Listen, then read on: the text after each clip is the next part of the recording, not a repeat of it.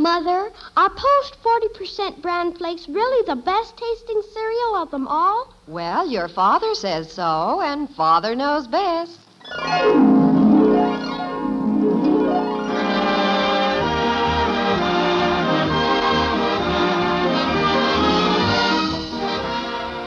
Yes, it's Father Knows Best, transcribed in Hollywood, starring Robert Young as Father. A half-hour visit with your neighbors, the Andersons.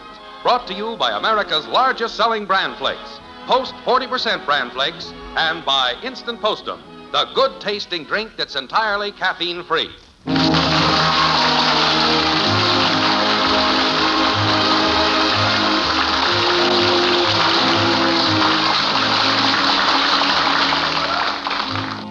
When relatives arrive for a visit after a long absence, the opening remarks generally follow a very familiar pattern. Now, Aunt Thelma, who is stopping off at the Andersons between trains, isn't one to change things. That's why we find the family gathered in the living room of the white frame house on Maple Street with a conversation running something like this. My, how the children have grown. Yes, I imagine you notice quite a difference, Aunt Thelma. It's been over a year now. Now, let's see. Who do they look like? Margaret, I do believe that Bud looks like you. No, on second thought, he does have Jim's eyes. And at times he has certain expressions that... Bud, smile for me once. Huh? Smile for Aunt Thelma. Oh, that was Jim, all right. That was me? And this is Kathleen. My, what a sweet little angel. Thank you. Bud. Margaret, I don't believe Kathy looks too much like you, or for that matter, Jim either. Oh? I don't see any resemblance in the eyes and the nose, and what is there about her mouth? Blueberry jam? Bud, that wasn't necessary. I do believe, though, that Kathleen favors your side of the family, Margaret. That could very well be. Well, come to think of it, she does look quite a bit like Aunt Florence. No, maybe it's Uncle Harold. No, but there is somebody in that family that Kathleen resembles very closely. Their Cocker Spaniel? Bud. I was just trying to be helpful. Somebody came in, Mommy. Oh, it's Betty. Betty, Aunt Thelma's here. Hello, Aunt Thelma. My, she's certainly growing into a fine-looking young woman. Thank you. I hate to be seen like this, Mother, but the most awful thing has happened. Just look at the back of my head. Your hair. Well, it looks like it's been chopped off. I was over at Janie's, and she was trimming my hair for the party tonight. Oh? And she was doing a wonderful job when that brat of a brother of hers came in and dropped a frog down her neck. Oh, no. Father, it's not the least bit funny. Well, it was lucky you weren't hurt. When Janie jumped, she gouged out a big chunk of hair. And she's been spending the last hour trying to even it up. Oh, dear. Mother, does the back of my head really look bad? From here, it looks like somebody forgot to replace a divot.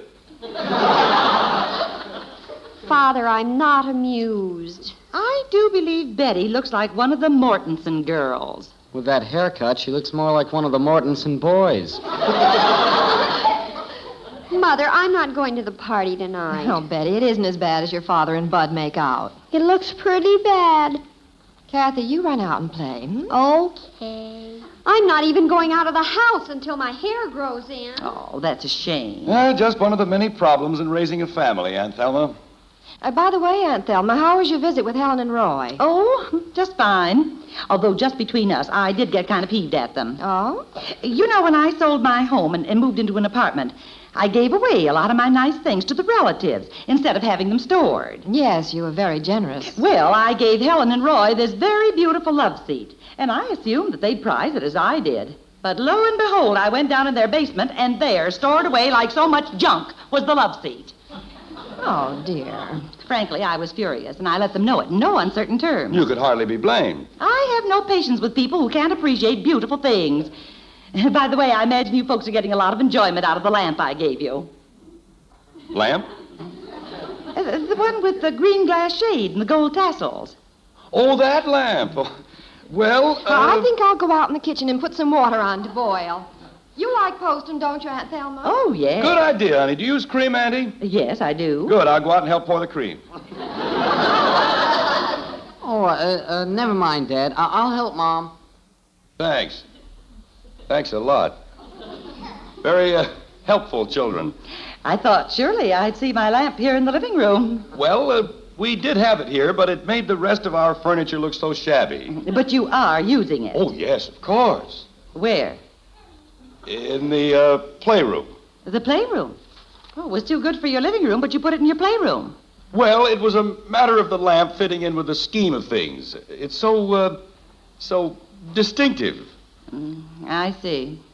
Well, anyway, you haven't got it stored away someplace where it's nothing but a dust catcher. Oh, Jim. Excuse me, Aunt Thelma.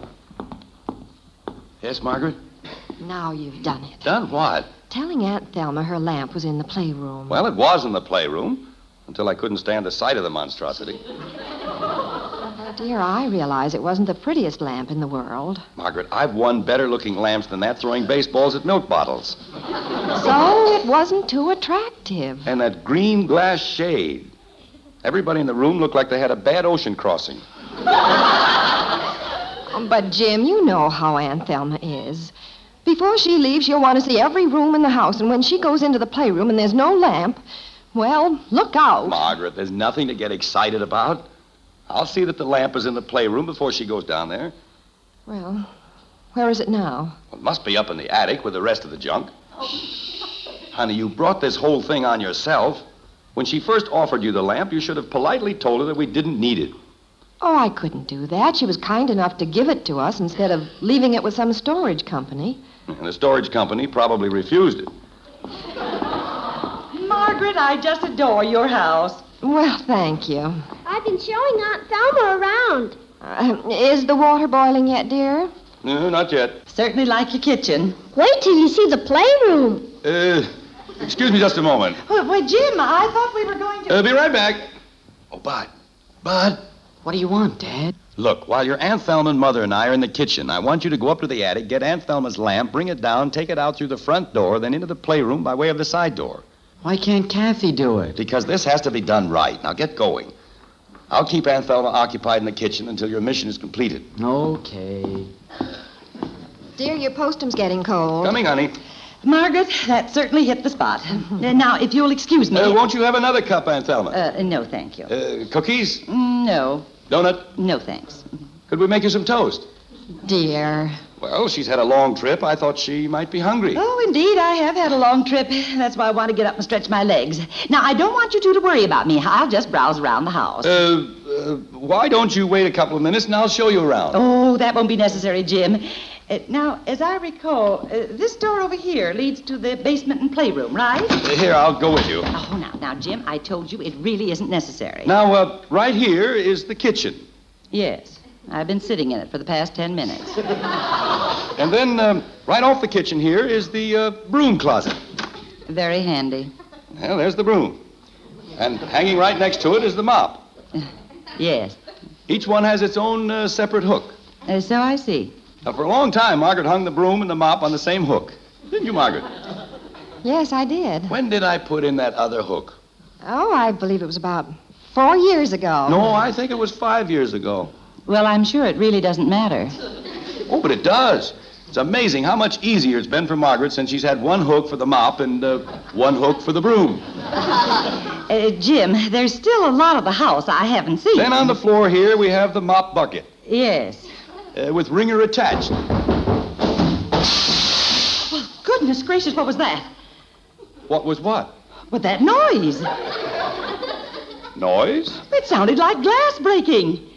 Probably just Kathy dropping a bottle of pop or something. That crash? A bottle of pop? A king-size bottle. Jim, maybe you'd better investigate. I'm going to. You ladies stay there. Bud. Yeah, Dad? Oh, no. Look at that mess. I missed the top step. Yes, but it looks like you hit all the rest. I'm sorry, Dad. Well, I guess it serves us right. We should have told Aunt Thelma the whole ugly truth in the first place. I don't get you. That was the only reason I had you sneaking around, so that you could get her lamp down from the attic into the basement. But I didn't break her lamp. What? Well, when you told me to go up to the attic, I figured I might as well take that old fishbowl up from the garage. Well, you've been after me to store it in the attic. Oh. Well, then this mess is what's left of the fishbowl? Yeah. Do you want me to go up and get the lamp now? No. Why? Why? How can you stand there ankle deep in broken glass and ask a question like that? Well, I just thought. Get the that- broom. Betty. Oh, Betty. Yes, Father? Would you go in the attic and get Aunt Thelma's lamp? And when I tell you that the coast is clear down here, Father, I can't hear you. I said go in the attic and... I'll get it, Margaret. Hello. Yeah, it's for you, Betty. What do you want, Father? I'll explain as soon as you get off the phone. Now, hurry. Hello? Oh, hi, Peggy. No, Peg, I'm not going to the party tonight. Oh, it's a long story. Tell her you'll call her back. Who? Art Schaefer's going to be there. Oh, now I am sick. What? Trudy told Georgia that she'd seen Mary, and Mary had talked to Susan, and she'd overheard Art say to Barbara Betty, for that... Pete's sake. Father, please. I'm sorry, Peggy. Would you repeat that? Trudy told Georgia that she'd seen Mary, and Mary had talked to Susan, and she had overheard Art say to Barbara that... He didn't. He didn't. He didn't. Your needle's stuck. He didn't. He didn't. He did? Thank goodness. He didn't. Betty. I'll call you back, Peggy. Guess what, Father? Betty, this is no time for guessing games. Trudy told Georgia that she'd seen Mary. And Mary talked to Susan, and she'd overheard Art say to Barbara... Father, how'd you know? Oh, just intuition, I guess. And Art told Barbara that he thought I was a very cute girl. He didn't. And that I had very beautiful eyes. He didn't. Father. Betty, all this can wait. And Art also said that I had the most beautiful hair he'd ever seen. And look at it now. Now, Princess. And he was looking forward to meeting me at the party, and now I can't go. Betty, come back here. Oh, well. I'll take a chance and go up to the attic myself. Oh, Jim. Oh, hi, Aunt Thelma. I was just thinking, you know, my trunk is stored up in your attic. And while I'm here, there's several things I want to get out of it. Can I get them for you? No, I'll want to look through the whole trunk. I know. I'll bring the trunk down. Oh, Jim, don't be ridiculous. Well, it'll be no trouble at all. No, you just come up to the attic with me, and I'll get along very nicely. All right. Let's go.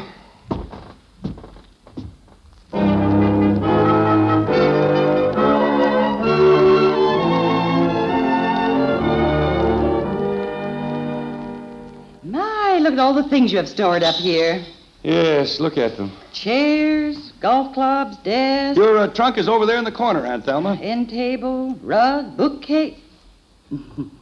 You know, Jim, I have a little confession to make to you. Confession? The way you've been fidgeting and squirming, I really expected to find my lamp up here. You expected to.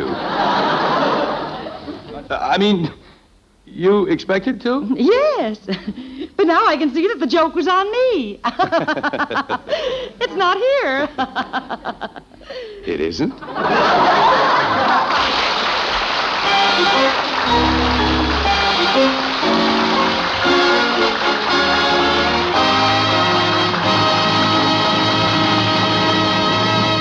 You know, sometimes little things build up into big troubles, and plans to solve them that sound swell just complicate affairs.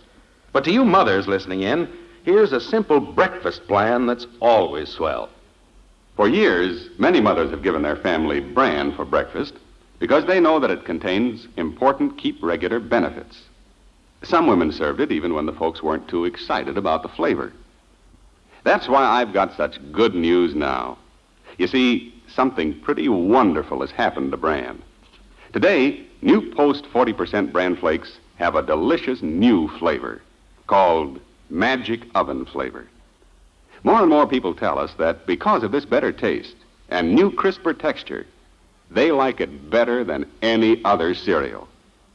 Now, Mother, that means when you serve Post 40% bran flakes, your family will get their ounce of prevention, their important keep regular benefits, in a cereal they'll really like every day you serve it.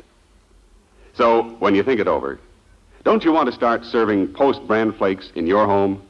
Remember, for goodness sake.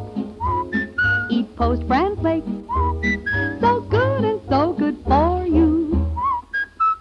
Mother, the very next time you go shopping, be sure to get new Post 40% Bran Flakes. America's largest selling Bran Flakes. You'll see they're good, and so good for you.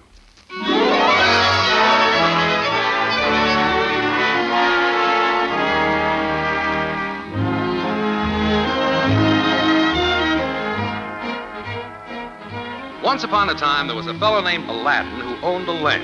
And by rubbing this lamp, which had certain magical powers, he was able to do himself quite a bit of good. Now, some years later, there's another fellow named Jim Anderson who owns a lamp. It was given to him and his wife by his Aunt Thelma. Unlike Aladdin, Jim has realized very little good from this lamp. And the only evidence of magic is that the lamp itself has disappeared. Let's catch up on the details. Like this. Oh, Jim, there must be some mistake. I'm telling you, Margaret, the lamp is not in the attic. Are you sure? Certainly I'm sure. Aunt Thelma practically took an inventory of everything in the place. Now, that means she'll certainly be looking for it in the playroom. Exactly. Dear, couldn't you go out and buy another lamp? Margaret, there's no other lamp like that one. Oh, there must be. I doubt it. After the fella got through making that one, I'll guarantee they put him out of his misery. Is that you, Betty? Yes, Mother. Have you any idea where that lamp is that Aunt Thelma gave us? No, Mother, and right now I can't concern myself with trivial matters. Betty, isn't it about time you were snapping out of it? Father, when you're invited to a party and one of your admirers is going to be there and you can't go, well, it's not just a matter of snapping out of it. Betty, if you're so worried about your hair, why don't you go down to the beauty shop and see what they can do with it? Mother, the way I look, I'm not even leaving the house. I'll just have to work out my own problems. Jim, the lamp. Yeah, speaking of problems. How about the basement? No, the basement is pretty well cleaned out. Ever since we had that rummage sale over at the church, Rummage sale? That's it. It was probably in that carload of stuff we took over to the church. That means that one of the church members has the lamp. Well, at least we're on the trail. Some trail, 400 members. I believe Mrs. Ashby was chairman of the rummage sale. Well, why don't I have Kathy go over to her house? No, not Kathy, Margaret. Why not? We're having enough trouble as it is. Let's not get her mixed up in this. Send Bud over, and maybe Mrs. Ashby can give him some leads to follow up. I wonder how long Aunt Thelma will be up in the attic. I don't imagine too long, but in the meantime, I'll get on the phone and make a few calls. I wonder who did get that lamp. I don't know, but there must be an intelligent way to approach this thing. I know. The first person I'll call will be Mrs. Stevens. Why, Mrs. Stevens? By the looks of those hats she wears, she'd buy anything. Jim, that was cruel. I'll go round up Bud. Oh, what a day. Chasing some beaten-up old... Hello? Oh, hello, Ken. This is Jim Anderson. I was going to talk to your wife, but you'll do. Ken, a while back, the church had a rummage sale, and I was wondering if by any chance you or your wife bought a lamp there. Oh, it had a sickly green shade, funny-looking gold tassels, an ugly stand, and... Well, I know you'd have been out of your mind to buy it, but... No, Ken, I'm not saying that you are. All right, all right. I didn't realize he was so sensitive. I don't know why you can't ask a person a simple question without... Hello, Mrs. Benson? Mr. Anderson. Not long ago, the church had a rummage sale, and I was wondering if you happened to buy a lamp at the sale. What? Well, it has a beautiful green shade, handsome gold tassels, an exquisite stand with...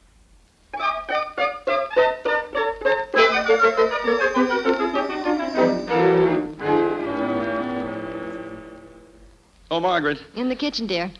Any luck on the phone? No, I called about a dozen people. Where's Aunt Thelma? She just came downstairs. That's why I came in here. I just know she'll be heading for the playroom any minute. I think I've got her sidetracked for a while. She found an old family album up in her trunk. I talked Betty into looking at it with her. They're in the den. But after that, what? Well, frankly, honey, I've just about had enough of this whole business. I'm in favor of coming out with the truth about the darn lamp. Oh, dear, we can't do it now. We're in too deep.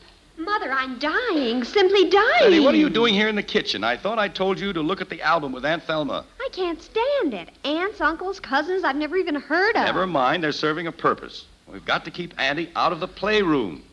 Stall for time. Margaret, have you seen this picture of Aunt Grace's boy, Donald? Oh, yes, I remember him. He certainly looks like his mother.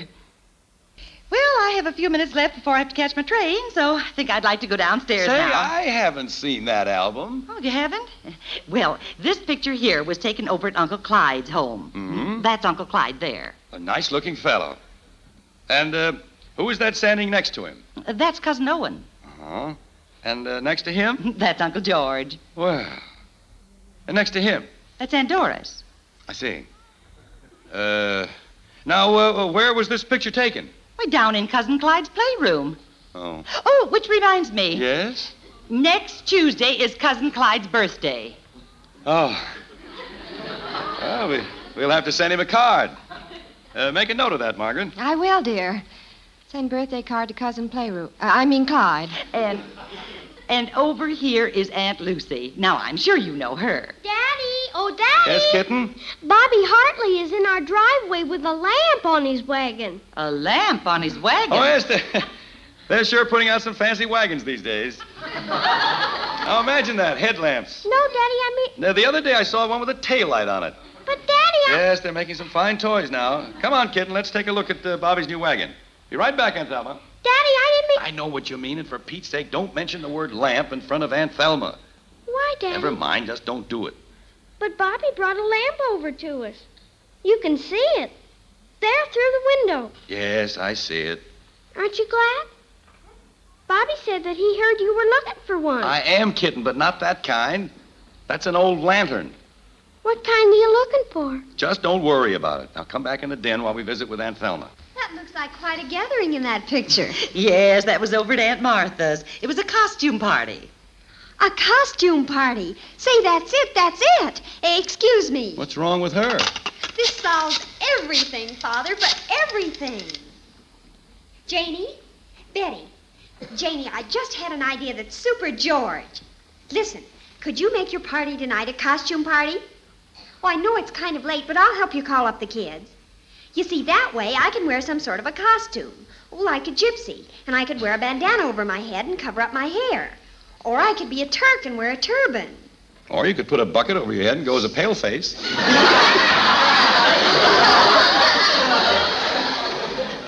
Very funny, Father. Would you, Janie? Oh, that's wonderful. Bye. Mother, now I can go to the party and meet Art after all. Well, I'm glad, dear. I had a hunch you'd come up with something. Thanks to you, Aunt Thelma, and the album. I'm glad it worked out. And now, if you'll pardon me, I must get my things and be on my way. Oh, do you really have to leave now? Yes, I'm afraid so. Oh, that's a shame. I know. I'll go to the costume party as Pocahontas. That way I can wear an Indian headdress. Kathy, where's that Indian headdress you used to have? Down in the playroom?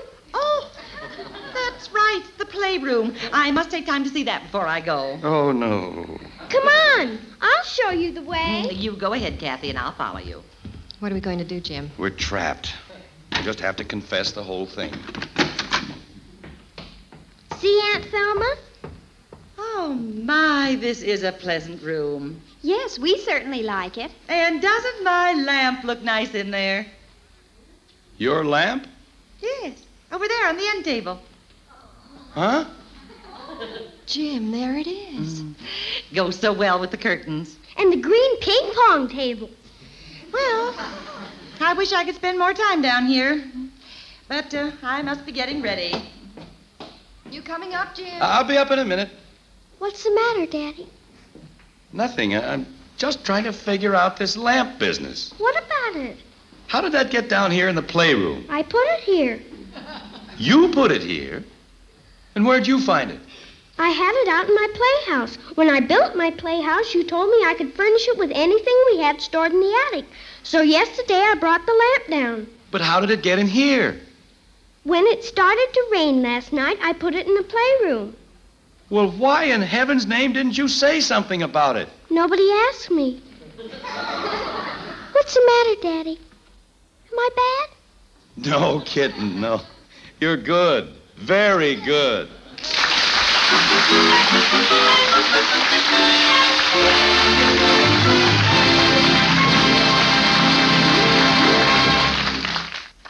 Well, after all that, thank goodness things worked out all right for the Andersons. And now, before the final surprise of the show, here's a word from our star, Robert Young. You know, friends, quite often on our shows, some one of us will be enjoying a cup of postum. Tonight, for instance, it was myself and Aunt Thelma. Well, that isn't all play acting. We think mighty highly of postum around here. Not just because postum's hearty flavor kind of grows on you, but, well, as Ed Prentice says, postum contains no caffeine, none at all. So if you're like some folks who can't take the caffeine in coffee or tea, postum is a right smart drink for you, too, isn't it? No caffeine, no coffee nerves. And believe me, you sleep. So how about getting acquainted with postum real soon? That's instant postum, the good-tasting drink that's caffeine-free.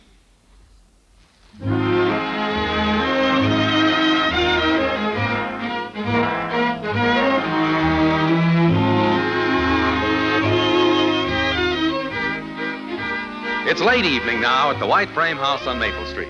Aunt Thelma has been taken to the train and is on her way home. Bud and Kathy are in bed, while Jim and Margaret are down in the living room catching up on some much-needed relaxation. Like this.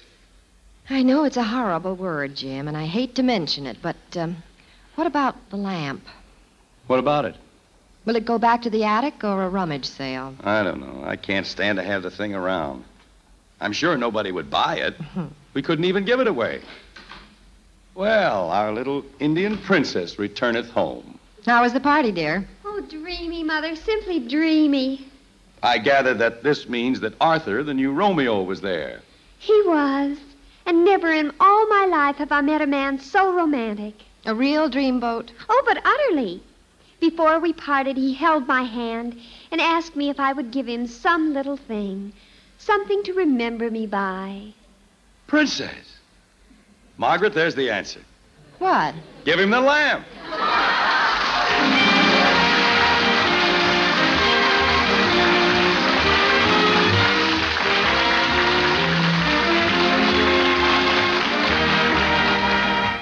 Join us again next week when we'll be back with Father Knows Best, starring Robert Young as Jim Anderson. Until then, good night and good luck from the makers of Post 40% Bran Flakes, America's largest selling bran flakes, and Instant Postum, the drink that's entirely caffeine-free.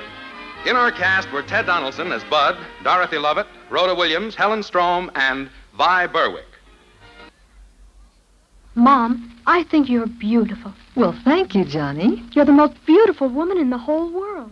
Thank you, Johnny. Mom, Yes, Johnny? can I have wheatmeal for breakfast tomorrow? Sure, make him happy, Mom, with the best hot cereal anywhere. Post Wheatmeal is packed full of solid nourishment, great for kids, and so wonderfully delicious. Post Wheatmeal cooks in just 3 minutes. Try rich, hot Post Wheatmeal with a picture of Roy Rogers on the package. Post Wheatmeal, the best hot cereal you ever ate.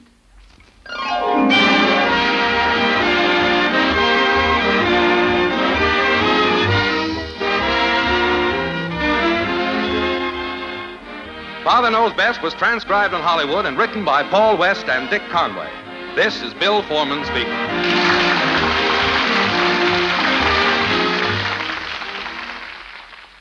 In some parts of our nation, clearing weather has opened highways which have been covered with snow, ice, and slush. And with this clearing of roads, the reaction of some motorists is to drive faster. Curb your reaction to push down on the accelerator. Take your tip from the man who drives for a living, America's professional truck driver. He's taught to drive safely and expertly, and he knows that excessive speed is the #1 killer on the highway. So remember to keep your speed down to safe limits. The life you save may be your own. Tonight, play Truth or Consequences on NBC.